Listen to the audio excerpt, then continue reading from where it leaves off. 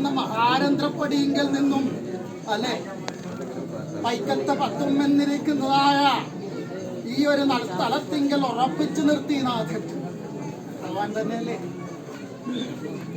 അല്ലേ ദുർനായമാരെ അവിടെ നിന്നും പൈക്കം പിടിച്ച് പയ്യന്നൂര് വരെയുള്ളതായ പോലും ഗുരുസ്ഥാനവും എടുത്ത് തന്നിട്ട് അല്ലേ തുളുവീരണം നിരക്കുന്ന മഹാകരുത്തിനെ കൂടെ ചേർത്ത് അപ്പോഴും മുറുകെ പിടിച്ചു ഭഗവാൻ അല്ലെ. ഗോശാലകത്ത് ഭഗവതി എന്നിരിക്കുന്ന തായിരസത്തെ അമൃതവർഷിണിയെ അല്ലെ ചേർത്ത് പിടിച്ചിട്ട് ആ അമൃതത്തെ ആവോളം പകർന്നു തന്ന നാഥൻ ഇതാ ഈ കലിയുഗ മധ്യത്തിങ്കലും അല്ലെ ജഗോദ്ധാരനായിരിക്കുന്ന മന്ത്രോദ്ധാരകൻ തന്ന കരുത്ത് ചോർന്നു പോകാതെ ഗുണം വരുത്തിരക്ഷിക്കാം ശേഷം